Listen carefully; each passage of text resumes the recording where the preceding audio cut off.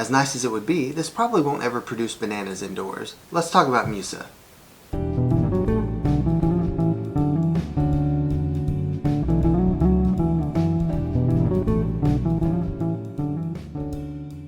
What's up, fellow plant enthusiasts? My name is Dylan and this is Bane's Botanicals. Today we're going to be talking about Musa.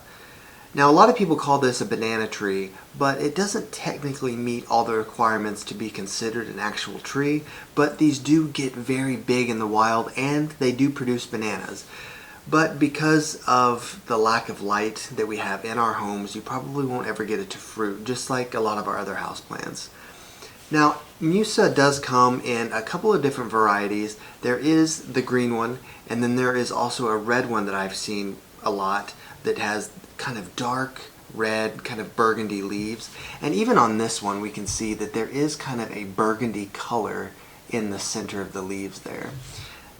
This is actually Musa acuminata, I believe. And while we're talking about that, here is the taxonomy information for Musa. We are in the family Musaceae, and this is the only houseplant that is in Musaceae. To kind of put into a bigger perspective of where this plant is, it's in the order Zingiberales, which is the same order that has the prayer plants. And honestly, Musa doesn't make the best houseplant. It just doesn't. I mean, you can grow it indoors, you can be successful with it indoors, but it is a little bit tricky because, well, of a couple of reasons that we're going to get into right now. As far as light goes, Musa needs a lot of light. It really needs more light than we can provide it indoors, even with grow lights. Even with direct sun from a window, it's still the kind of plant that just kind of belongs outside. And again, like I said, you can be successful with it, but if you live someplace where you can put this outside during the summer, it would love that. Just make sure you acclimate it first, because after a winter of not getting a lot of light, you don't want to throw it into the direct sun right away because that will burn the foliage. So just kind of acclimate it little by little, give it a little bit more sun every day until you can actually have it outside. And you see, with big leaves like this, even on a small plant like this, these leaves are very big.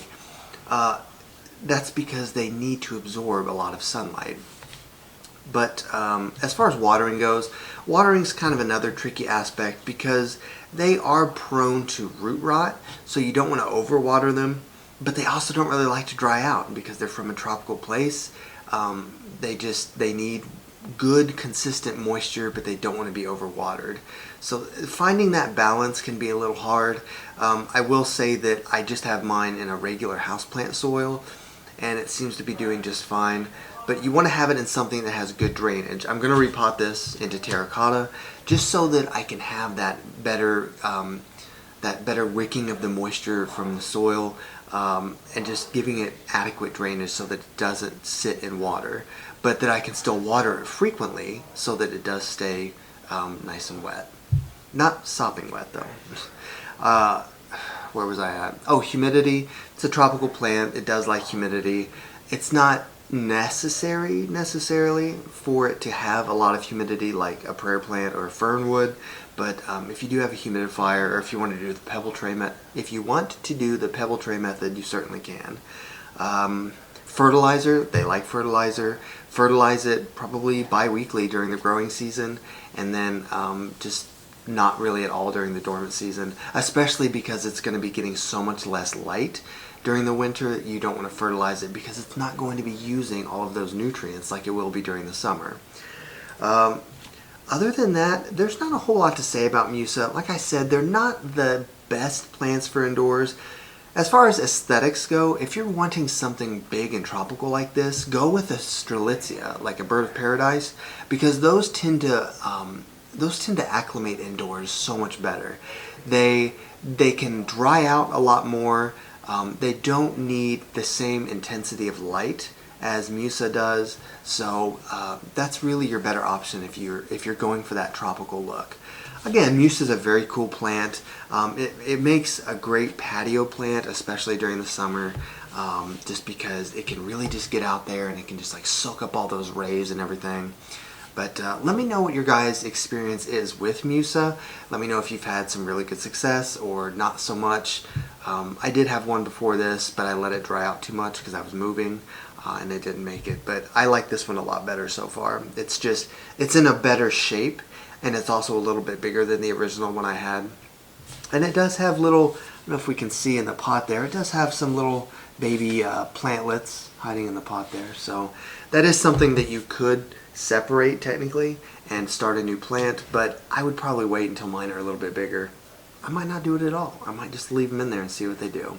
So I think that's all I have about Musa. Thank you guys so much for watching. Thank you so much for your likes and subscribes and everything. It means so much to me, and we're coming so far with our plants and everything that we've learned about, and I've got a lot of good ideas for videos that I'm going to come out with this summer, and I am still trying to figure out the hair. I know it's out of control right now, but yeah. One other quick thing about Musa, make sure that you clean the leaves, like maybe once a season or something. Just wipe off the leaves, get the dust off of them, because dust will prevent photosynthesis, and a plant like this that needs a lot of light, you want to make sure that the leaves are clean. And while we're talking about the leaves, it's okay if they tear, like this one tore a little bit. If you've ever seen one of these in the wild or in maybe like an arboretum, it's just natural that they tear, just like Streltizia. They have a lot of leaf tears just from the wind and everything. So, okay, that's all, I swear. Until the next video, I will see you guys very soon. Thank you.